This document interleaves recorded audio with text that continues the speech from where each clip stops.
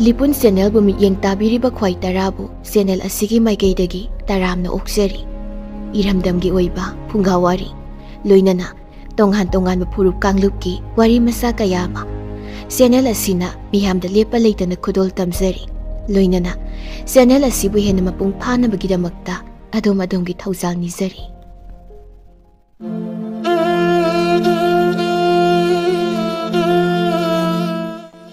Ngasisu mahaugsagumna yamna nungairaba wari ama puduna lakjari. Wari asigi mamingdi Laimit. Wari asi aibagi wakhalna sagatjargi ijaba warini. Wari asida sizinariba wahi wata pumnamak aibagi wakhalon ngaktani. Wari asi pathokjarakpa matamda wahi wata soikhilankiba yaurabasu tabiriba khwaikibikna chauna ngakpigani. Wari asi kari kamdobagi haibadu mayam punna taminarasi mayamgi mafamda khudol tamjari. Laimit. Thaina mamangai ningthau panba khunjau koba leipak amada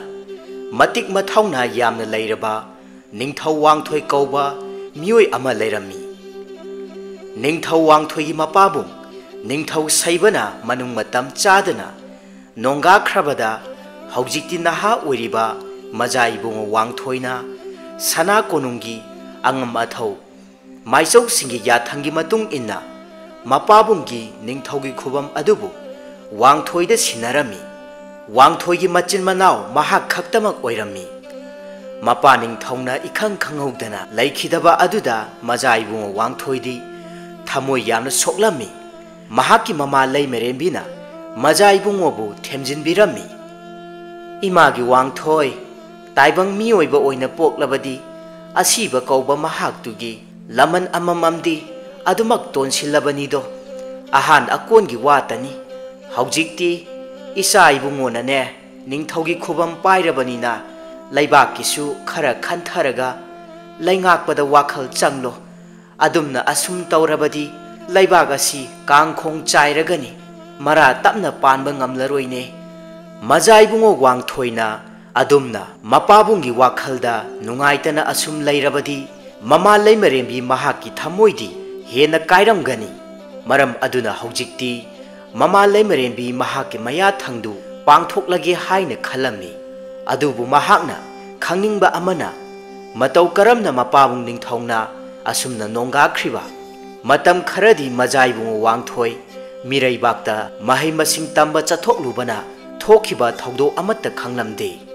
Mahaki mapabung leitre haiduna khudakta sagol pau chelaktuna khangalakkhibani. Majaibung wangthoina wakhal munna khalaba matungda asumna mama leimarembida hanglaklammi. Palem matau karamna ipa ningthauna asumna nongakhribanau madugi maram nachana khangba pami. Machagi wahang adu tabada mama leimarembi awabagi sor ama tapna honthaduna asumna wari liba hauraklammi. Imagi ibungo ichana miraibakta mahai masing tamlingai matam aduda napa ibungo se nongma asum chatlaga leiba nongpok maikai asomda uriba singsang napom asomda sa tanba chatluido sa tanba halaklaba matung numit 8 ni gi matungda ikhang khangogdana masadu yamna ngamlakhide. Wafam mase isada khanghange khanbani adubu napabungna isagi mahai masing tambada akaibo oirakani maraina phajakhini khanduna laikanarakkhibani. Adubu asi haiduna makha tana wangang thopa ngamlamde mamittagi pirang lepa leitana sintharaklammi. Ningthau saibana lusingladuna manai masel kayaga sagol tongduna makhut makhutta khulai matik chana painaraduna nongpok pangna chatlaga leiriba singsang napom adugi asukpa umang asida sa tanba laklammi.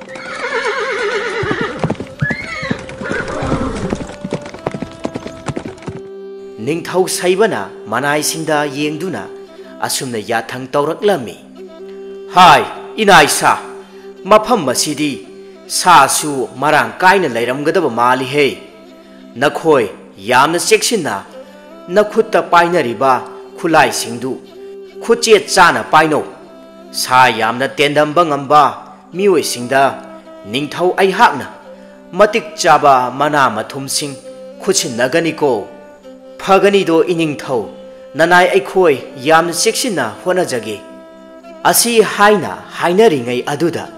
ꯃꯈꯣꯏꯒꯤ ꯅꯥꯀꯟ ꯑꯗꯣꯝꯒꯤ ꯑꯁꯨꯛꯄ ꯃꯐꯝ ꯑꯗꯨꯗ ꯌꯥꯝꯅ ꯐꯖꯔꯕ ꯌꯥꯔꯧ ꯁꯖꯤ ꯃꯇꯩ ꯃꯅꯥꯎ ꯑꯅꯤꯈꯛ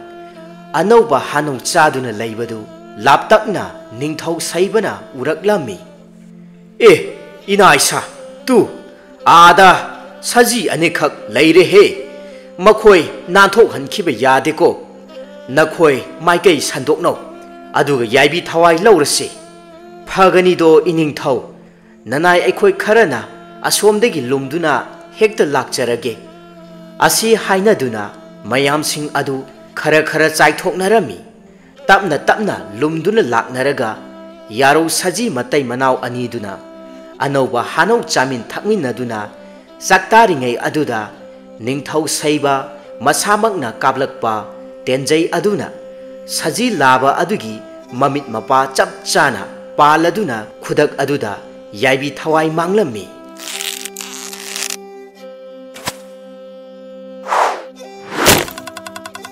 ꯏꯅꯥꯏꯁꯥ ꯑꯃꯗꯤ ꯄꯥꯜꯂꯦꯍꯦ ꯑꯃ ꯂꯩꯍꯧꯔꯤꯕꯁꯦ ꯅꯥꯟꯊꯣꯛꯍꯟꯈꯤꯕ ꯌꯥꯗꯦ ꯑꯁꯨꯝꯅ ꯃꯐꯝ ꯑꯗꯨꯗ ꯈꯨꯗꯛꯇ ꯁꯖꯤ ꯂꯥꯕ ꯑꯗꯨꯅ ꯌꯥꯏꯕꯤ ꯊꯋꯥꯏ ꯑꯗꯨ ꯃꯥꯡꯂꯕꯗ ꯁꯖꯤ ꯑꯃꯣꯝ ꯑꯗꯨ ꯃꯄꯤ ꯇꯥꯅ ꯀꯞꯆꯔꯝꯃꯤ ꯁꯖꯤ ꯑꯃꯣꯝ ꯑꯗꯨꯒꯤ ꯃꯃꯤꯠꯃꯛꯅ ꯅꯤꯡꯊꯧ ꯁꯩꯕꯕꯨ ꯎꯍꯧꯈꯤꯔꯝꯃꯤ ꯃꯌꯥꯝꯁꯤꯡ ꯑꯗꯨꯅ ꯃꯔꯥꯡ ꯃꯔꯥꯡ ꯇꯧꯔꯛꯄ ꯑꯗꯨꯗ ꯁꯖꯤ ꯑꯃꯣꯝ ꯑꯗꯨꯗꯤ ꯄꯥꯝꯕꯩ ꯂꯩꯖꯗ ꯃꯍꯥꯛꯀꯤ ꯊꯋꯥꯏ ꯑꯣꯏꯖꯔꯤꯕ ꯄꯥꯝꯃꯨꯕ ꯑꯗꯨꯕꯨ ꯃꯐꯝ ꯑꯗꯨꯗ ꯊꯥꯗꯣꯛꯂꯝꯗꯨꯅ ꯀꯟꯅ ꯆꯦꯟꯈꯤꯔꯝꯃꯤ ꯅꯤꯡꯊꯧꯒꯤ ꯃꯅꯥꯏ ꯑꯃꯅ ꯇꯦꯟꯅ ꯀꯥꯞꯂꯛꯄ ꯃꯇꯝꯗ ꯁꯖꯤ ꯑꯃꯣꯝ ꯑꯗꯨꯒꯤ ꯃꯁꯥꯗ ꯈꯔ ꯇꯦꯟꯖꯩꯅ ꯈꯦꯠꯂꯝꯃꯤ ꯑꯗꯨꯕꯨ ꯁꯖꯤ ꯑꯃꯣꯝ ꯑꯗꯨꯗꯤ ꯐꯥꯕ ꯉꯝꯍꯧꯔꯝꯗꯦ ꯑꯗꯨꯃꯛ ꯅꯥꯟꯊꯣꯛꯈꯤꯔꯝꯃꯤ ꯅꯤꯡꯊꯧ ꯁꯩꯕꯅ ꯅꯣꯛꯂꯗꯨꯅ ꯃꯅꯥꯏꯁꯤꯡꯗ ꯑꯁꯨꯝꯅ ꯍꯥꯏꯔꯛꯂꯝꯃꯤ ꯏꯅꯥꯏꯁꯥ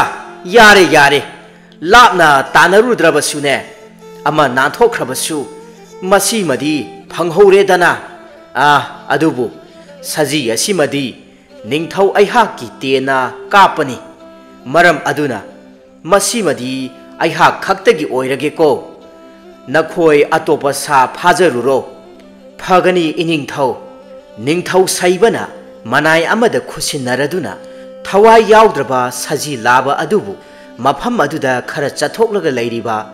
ꯃꯈꯣꯏꯒꯤ ꯄꯣꯊꯥꯐꯝ ꯁꯪ ꯁꯥꯔꯤꯕ ꯑꯗꯣꯝꯗ ꯃꯩꯗ ꯅꯤꯡꯊꯤꯖꯅ ꯂꯧꯍꯜꯂꯒ ꯁꯖꯤ ꯑꯗꯨ ꯅꯤꯡꯊꯧ ꯃꯁꯥ ꯈꯛꯇꯃꯛꯅ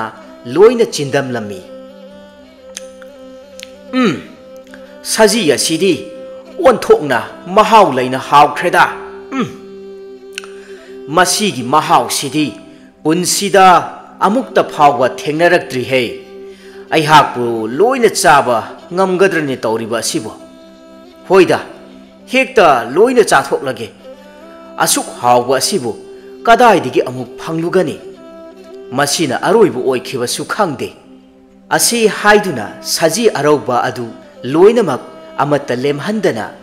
ꯅꯤꯡꯊꯧ ꯁꯩꯕꯅ ꯆꯥꯊꯣꯛꯂꯝꯃꯤ ꯅꯤꯡꯊꯧꯒꯤ ꯃꯅꯥꯏꯁꯤꯡ ꯑꯗꯨꯁꯨ ꯑꯇꯣꯞꯄ ꯎꯃꯪꯗꯒꯤ ꯁꯥ ꯐꯥꯔꯛꯇꯨꯅ ꯃꯈꯣꯏꯁꯨ ꯂꯧꯔꯒ ꯆꯥꯔꯝꯃꯤ ꯈꯔ ꯑꯃꯅ ꯅꯤꯡꯊꯤꯖꯅ ꯈꯥꯏꯗꯣꯛꯇꯨꯅ ꯁꯦꯡꯅ ꯊꯝꯂꯝꯃꯤ ꯑꯁꯨꯝꯅ ꯆꯥꯕ ꯊꯛꯄ ꯂꯣꯏꯔꯕ ꯃꯇꯨꯡꯗ ꯅꯤꯡꯊꯧ ꯁꯩꯕꯅ ꯌꯥꯝꯅ ꯍꯔꯥꯎꯔꯗꯨꯅ ꯉꯁꯥꯏ ꯃꯍꯥꯛꯀꯤ ꯁꯖꯤ ꯑꯗꯨꯕꯨ ꯂꯧꯔꯤꯕ ꯃꯤꯁꯛ ꯑꯗꯨꯗ ꯅꯤꯡꯊꯧ ꯃꯁꯥꯃꯛꯀꯤ ꯂꯦꯡꯌꯥꯟ ꯐꯤ ꯑꯗꯨ ꯂꯧꯊꯣꯛꯇꯨꯅ ꯃꯅꯥ ꯑꯣꯏꯅ ꯈꯨꯗꯣꯜ ꯇꯝꯕꯤꯔꯝꯃꯤ ꯏꯅꯥꯏ ꯃꯁꯤ ꯂꯧꯁꯜꯂꯨ ꯅꯤꯡꯊꯧ ꯑꯩꯍꯥꯛꯅ ꯄꯦꯟꯃꯟꯗꯅ ꯈꯨꯗꯣꯜ ꯑꯣꯏꯅ ꯇꯝꯕꯅꯤꯗꯣ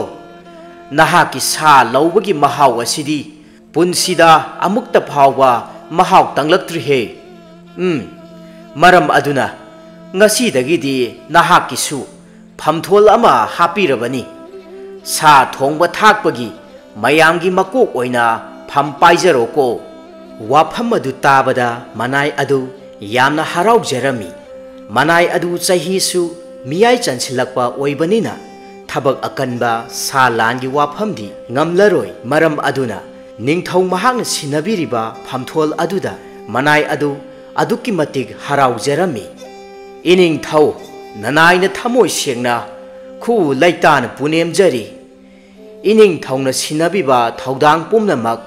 nanai ikok thakta hapjari do asumna sa tanbegi thabak adu loiraduna ningthau saiba manai singa harau harauna sana konungda amuk khongdoiraklami sana konung yaurabada magi mathauda amuk pungning changnarami ningthau saibadi ngasai sa yamna chasilakkhibana numidangi chaklen charamde numit kharani haukraba matungda ikhang khangogdana ningthau saiba masadu ngamlaklamde sana konunggi layengba kaya changduna ningthaugi masabu ningthijana yenglammi asumna oirakliba matau aduda leimarembi piyangdi thamoi yamna soklammi makhoigi leibak asidagi hendoktuna leibak kayadagi layengba miwai ahaiba kaya pauk thaduna kauhallammi makhoi singna ningthaubu layenglammi adubu yengi haibatani karisu kanaba phanglamde matau aduda miraibakta mahai masing tamnanaba chatkhiba majaibungo wangthoida pau khanghalasira haina leimarembi piyangna wa hogdoraklammi ining thau wafam mase icha ibungoda khanganbana phatra sanagi montekta masa ngamdana hipliba ningthau saibana paukhum piraklammi leimarembi wafam mase icha ibungoda khanganba yadri hojik mahaki mahai masing tambada pukning yamna changba matamnido makhoigi oja aduda phawba wafam mase icha ibungoda karigumba amatta khanganba yade haidunane wa menduna thamlibani asumna ningthau saibagi wadu tabada leimarembi piyang karisu pambai leijaramde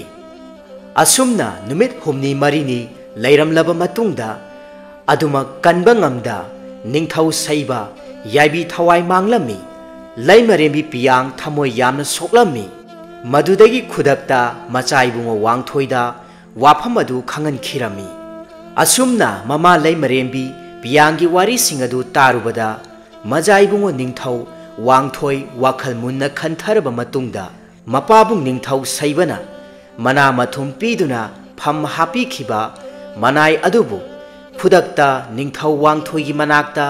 kauksinanaba sana yathang tauktharaklami manai amana changlaktuna asumna hairaklammi iningthau nanai angamba thonglendi masa ngamdabana maram oiraga ngasi numit nini humni muk surakle sana konungda karakpa ngamdana mayumda laikhiba wafam adu tabada ningthau wangthoi khara adu khoirang khoisaunana makha tana hairaklammi yare nakhoi hokjimak aihak mahaki mayumda khongdoige semchau phagani do iningthau asi haiduna ningthau wangthoi masamak sagol lanmi kharaga loinana manai angamba thonglengi mayumda sana khongdoiraklammi ningthau wangthoina manai angamba thonglengi mongba maral yaida yaurakpa matamda angamba thonglen mangolgi machi amada phaksangda phi ama suptuna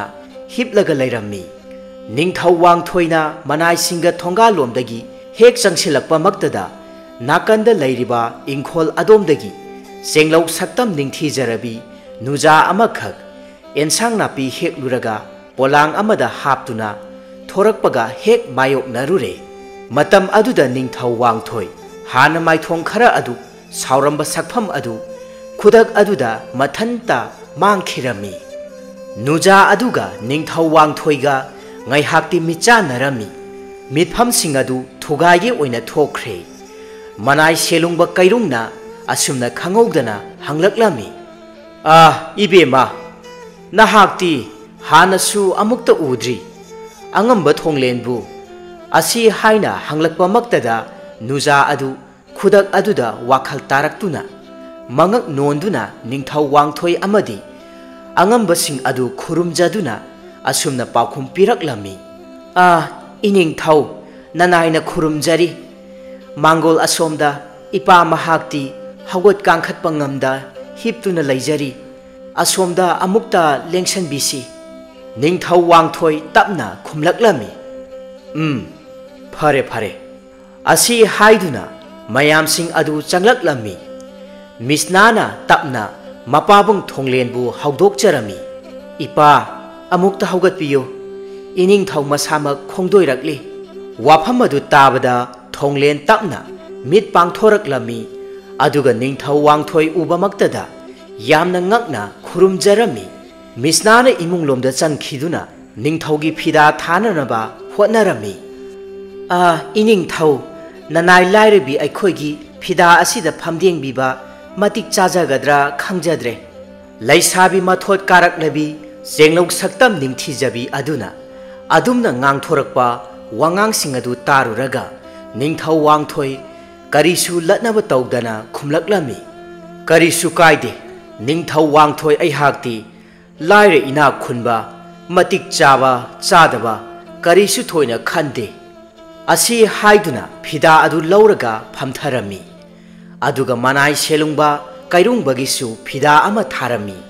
aduga misnadi tara mathel langnanaba imunglomda changkhirami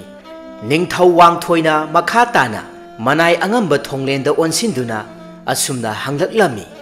angamba nahak hawat kangkhatpa ngamdana lei haiba pawasi taba maktada khudak asida ningthau isamak khongdoirakliba asini wafam adu tajabada angamba thonglen masa ngamlamdaba adu hena wakhal nungaijaba phawjaraklami yamna harauna asumna haijaraklami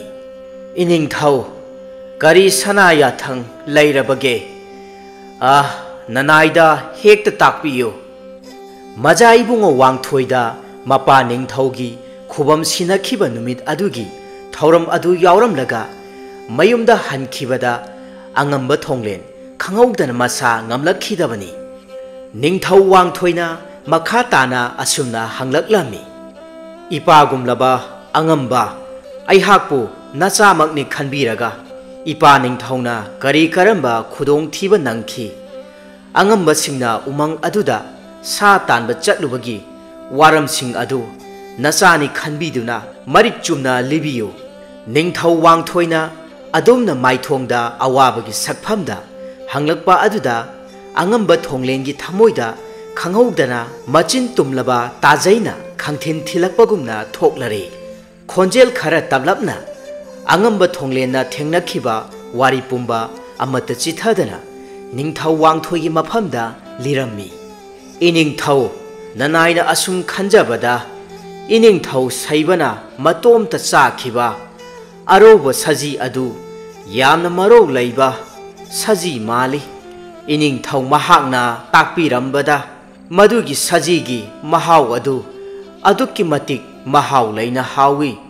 punsida amukta chindambaktri haina su takpibata natana nanai aihakpusu thong thakpagi makok angambagi phamthol hapiramlibani adubu nanaina tawjakhiba thawgal adudi icham chamna pangthokchaba khakki watani manai angamba thonglengi wafam sing adu tarubada ningthau wangthoi wakhal thoklamde waram pumba ngasai makhai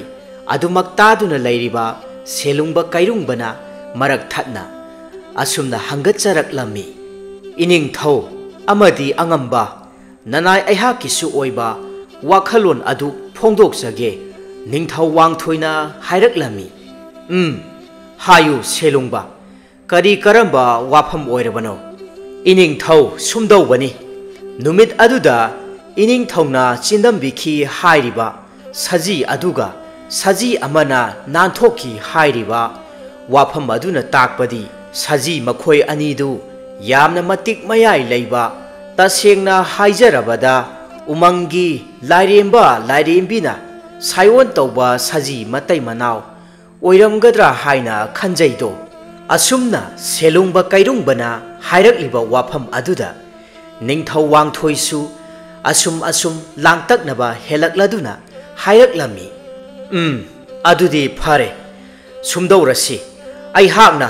atopa mirai bakta ihai ising tamba chatlingai manung aduda yamna khang haiba amaiba koklai kauba ahal amakhak thengnajarakhi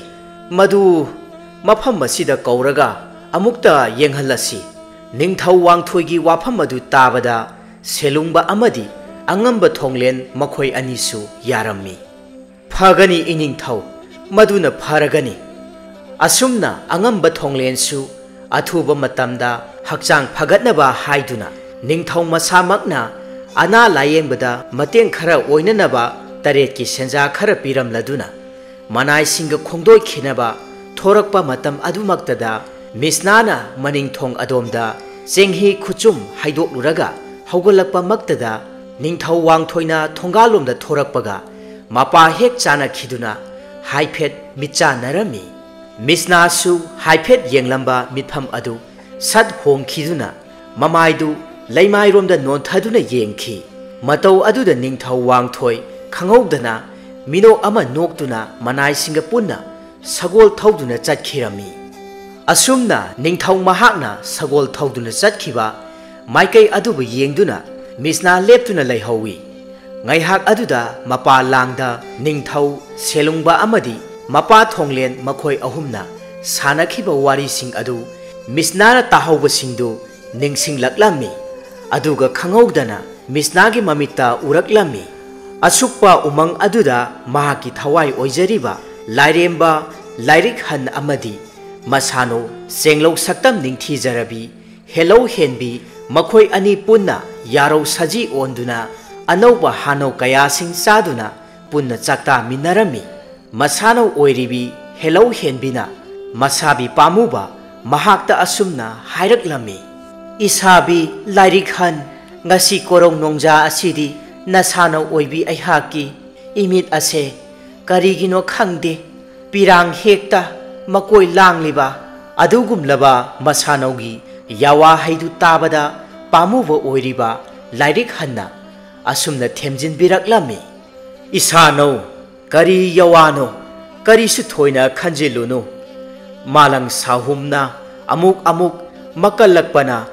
isanogi mitlu pirang oihallibra malang ipom nahaksu isanogda asumna singnaba oina thokhallabadi khanganido sarison asi haiduna ngaihak aduda khantha hogdaba masanogi nungsibana henman khibana lairik han mahaki tawba ngamba matik mayai puthoraktuna malang ipombu makhoina hanok sariba mafam aduda kanna amuk silakliba malang ipomdu taptha halami aduga sauna asumna hairaklammi he malang ipom nahakna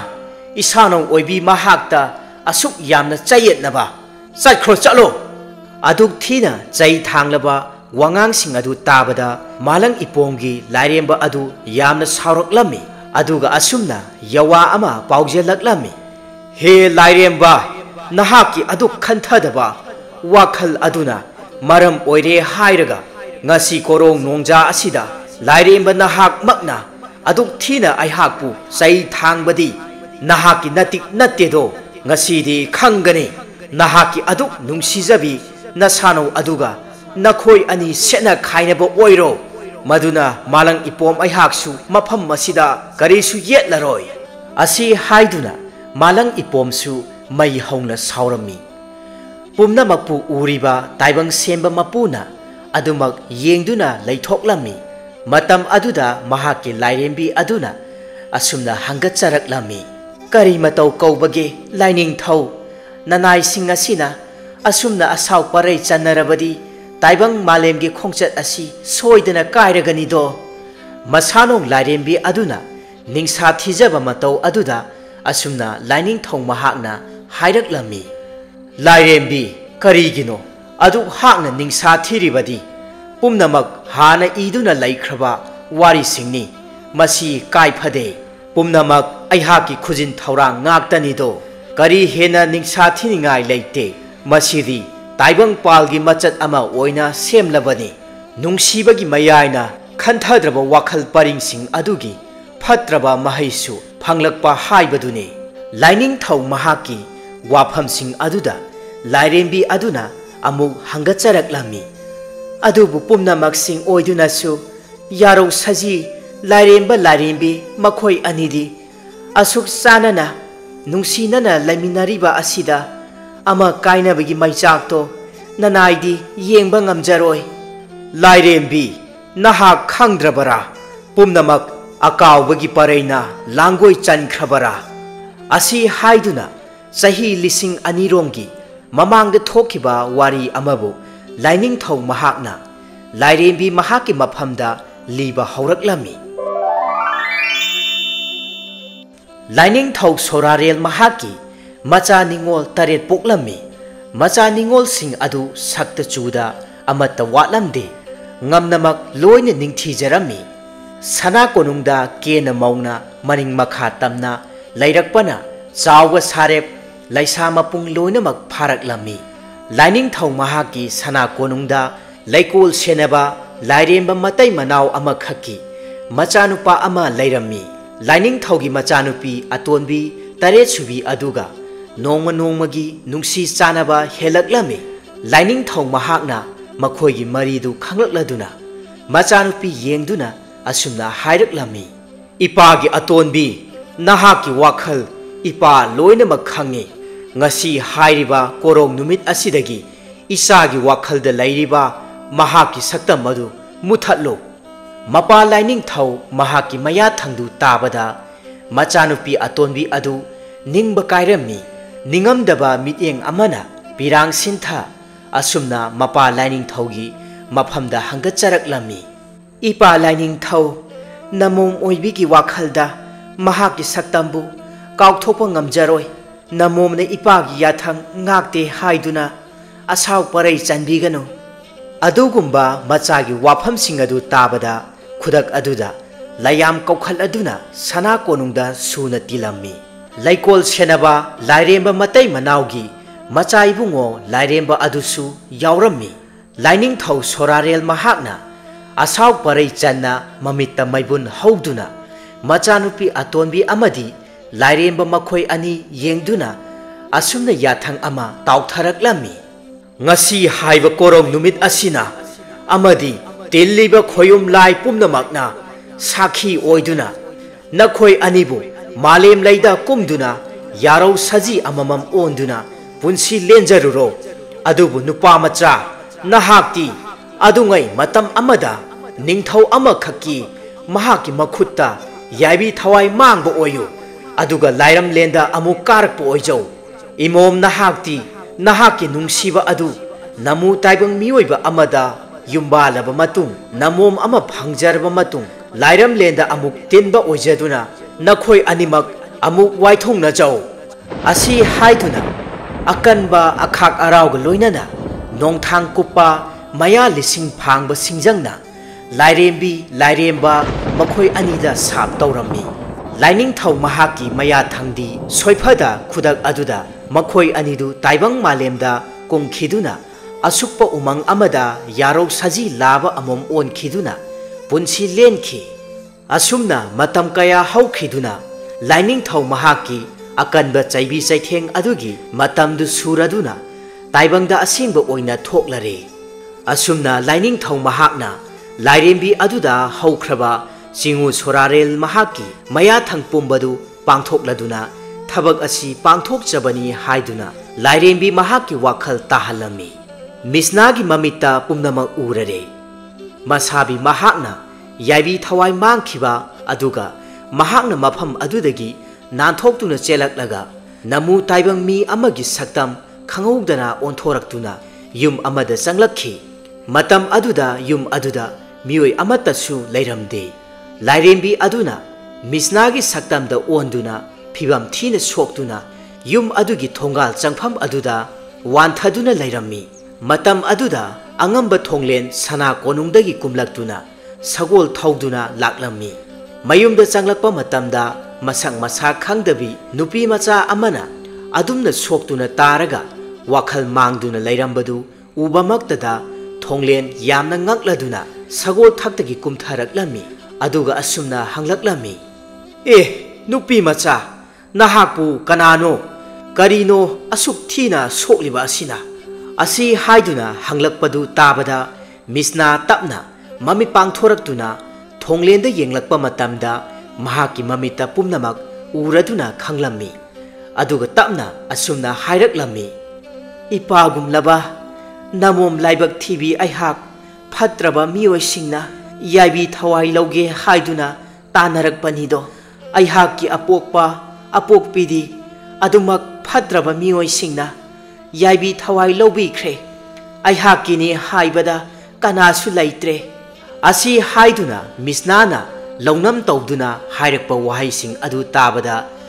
ꯑꯉꯝꯕ ꯊꯣꯡꯂꯦꯟ ꯑꯗꯨꯉꯩ ꯃꯍꯥꯛꯀꯤ ꯑꯃꯥꯏꯕꯤ ꯌꯦꯡꯂꯨꯕ ꯃꯇꯝꯗ ꯐꯝꯊꯣꯜ ꯀꯥꯎ ꯅꯃꯣꯝ ꯑꯃ ꯐꯪꯖꯒꯅꯤ ꯍꯥꯏꯕꯗꯨ ꯅꯤꯡꯁꯤꯡꯂꯛꯂꯝꯃꯤ ꯑꯗꯨꯕꯨ ꯃꯍꯥꯛꯇꯤ ꯃꯍꯥꯛꯀꯤ ꯇꯥꯂꯣꯏ ꯂꯩꯈꯤꯗꯕꯗꯤ ꯐꯅ ꯀꯨꯏꯔꯕꯅꯤ ꯄꯨꯝꯅꯃꯛ ꯑꯄꯣꯛꯄ ꯃꯆꯥ ꯈꯛꯇꯅ ꯃꯆꯥ ꯅꯠꯇꯦ ꯃꯍꯥꯛꯅ ꯄꯣꯛꯆꯗ꯭ꯔꯕꯁꯨ ꯅꯨꯄꯤ ꯃꯆꯥ ꯑꯗꯨꯕꯨ ꯃꯍꯥꯛꯀꯤ ꯍꯦꯛ ꯄꯣꯛꯆꯕꯤ ꯃꯆꯥ ꯅꯤꯡꯉꯣꯜꯅꯤ ꯈꯟꯖꯗꯨꯅ ꯍꯔꯥꯎꯅ ꯂꯧꯁꯤꯟꯕꯤꯗꯨꯅ ꯌꯨꯝ ꯑꯁꯤꯗ ꯃꯤꯁꯅꯥꯒꯤ ꯆꯪꯖꯐꯝ ꯄꯤꯔꯛꯈꯤ ꯊꯣꯡꯂꯦꯟꯁꯨ ꯃꯍꯥꯛꯀꯤ ꯇꯥꯂꯣꯏꯅ ꯃꯅꯨꯡ ꯃꯇꯝ ꯆꯥꯗꯅ ꯂꯩꯈꯤꯗꯕ ꯑꯗꯨꯗꯒꯤ ꯑꯗꯨꯃꯛ ꯑꯇꯣꯞꯄ ꯅꯨꯄꯤ ꯍꯟꯅ ꯌꯦꯡꯗꯨꯅ ꯇꯥꯂꯣꯏ ꯑꯣꯏꯒꯦ ꯈꯟꯈꯤꯗ꯭ꯔꯕꯅꯤ ꯍꯧꯖꯤꯛꯇꯤ ꯃꯍꯥꯛꯀꯤ ꯈꯣꯌꯨꯝ ꯂꯥꯏꯅ ꯇꯝꯕꯤꯕ ꯃꯆꯥ ꯅꯤꯡꯉꯣꯜ ꯑꯃ ꯐꯪꯖꯔꯕ ꯑꯗꯨꯗꯒꯤ ꯑꯍꯦꯟꯕ ꯀꯔꯤꯁꯨ ꯀꯜꯂꯛꯎꯗ꯭ꯔꯦ ꯑꯁꯨꯝꯅ ꯊꯣꯛꯈꯤꯕ ꯊꯧꯗꯣꯛꯁꯤꯡꯗꯨ ꯅꯤꯡꯁꯤꯡꯂꯨꯕꯗ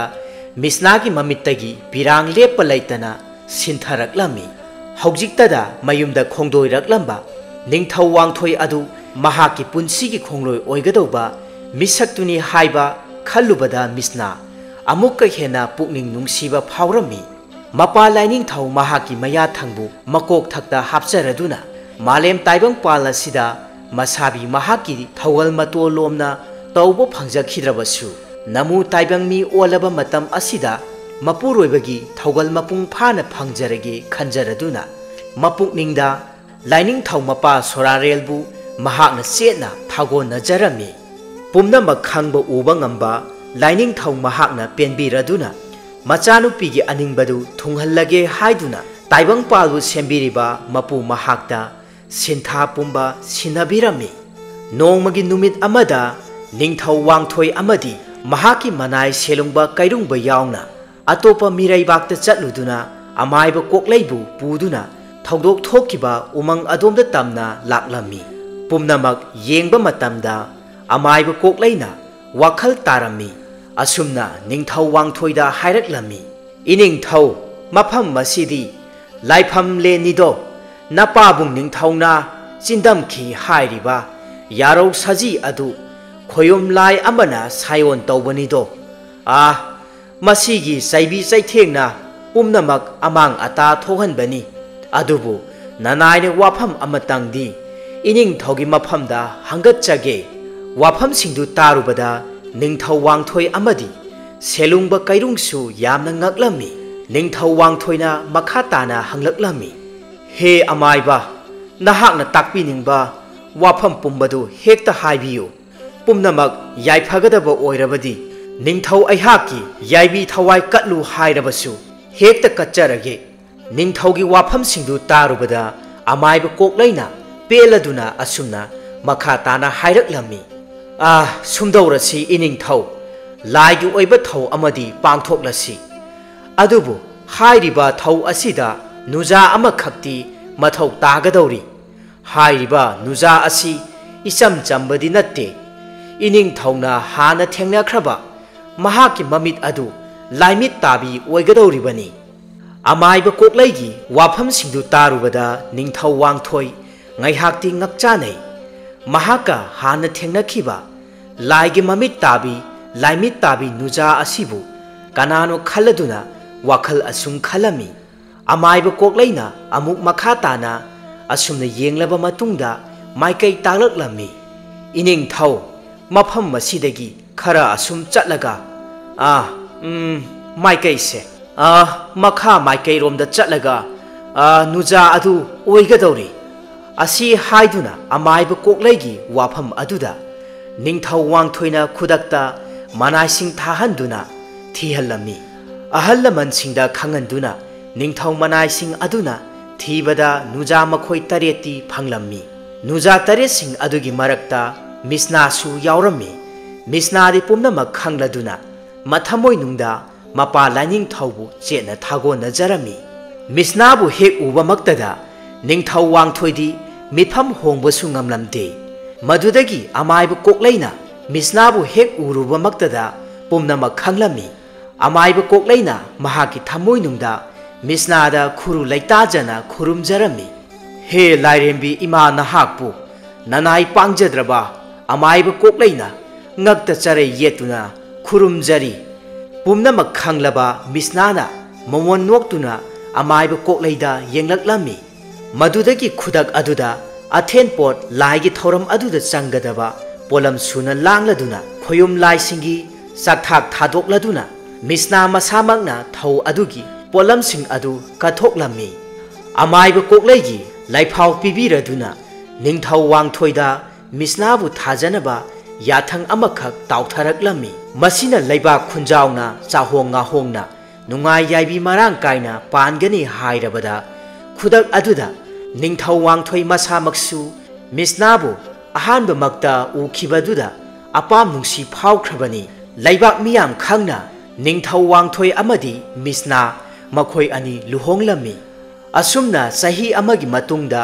निंगथौ वांगथोय अमदी लैमरेंबी मिसना मखोय अनीगी यामना नुंसीरबी ममोम अमा फंगजरमी ममोम अदुसु ममा लैमरेंबीगुमना पिकलिंगैदगी हौना लाइमित पालकलमी ममोम असिबु हेक फंगजबा मिकुप अदुदा मिसनासु अदुमक ताइबंगपाल थादोखिरमी महाकी थवाई मिरेल अदुबु अदुंगै महाकी लाइरेंबा अदुगी थवाई मिरेलना लौबा लाक्लमी मखोय अनिमक लाइरमलेंदा तिनखिदुना नुंसी वाइथोंगनखि निंगथौ वांगथोयना महाकी पिकलिबी ताइबंग मिरोल ताद्रिबी ममोमबु येंगजदुना ममित्तगी पिरांग लेप लैतना सिंथरमी नहाक्ति अइहाकपु थादोक्तुना चटखिबा नत्तेको नहाकी थवाइना अमुक इसागी हक्चांग असिदा चंगखिबनिदो नहाक इसा असिगा अमत्तनी असि हाइदुना निंगथौ वांगथोय मचाबु नुंसीना येंगजरमी मतंग असिदा ngasiगी वारी असि लोइसिनजरे मतुंग तारकपदसु चैनल असिना लेप लैतना मियामगिदमक्ता नुंगाई नुंगाइरबा वारी कयामा पुदुना लाक्पा ngamba ओइजगे मयाम पुमनामकपु चैनल असिगी माइकैदगी हन्ना हन्ना थागतप फोंदोकजरी।